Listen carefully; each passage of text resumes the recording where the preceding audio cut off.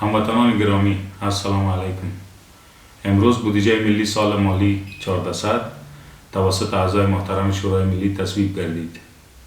بودجه تصویب شده مشتمل بر پروژه های بزرگ ملی همچون مدیریت آبهای افغانستان، پروژه های کلیدی زیربنایی، برنامه های اتصال منطقوی، پروژه های استخراج معادن و پروژه عصری سازی گمرکات با منظور افزایش سطح عواید ملی و سوق دادن کشور به خودکفایی تدریجی می باشد.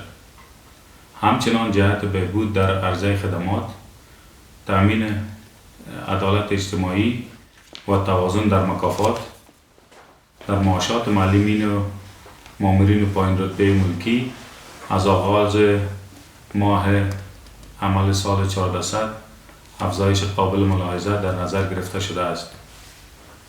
د مالی وزارت متحد دی چې په عامه مصارفو کې او د بودیجې په لګښت کې د صرفه‌جویي لپاره د NTA او امتیازي معاشونه او د دولت ټول عادي مصارف په سمه توګه بررسي کړي.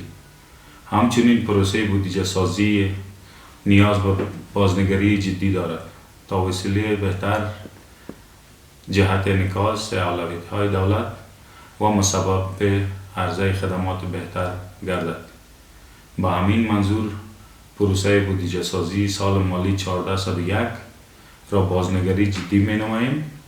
در اخیر از نظریات سودمندانه و اصلاحانه اعضای محترم شورای ملی در تصویب بودجه ملی ابراز امتنان می نمایم.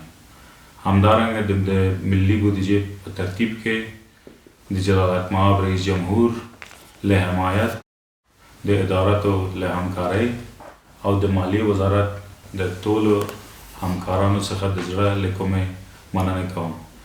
د سوکاله او فرزان بسیا افغانستان په هیله.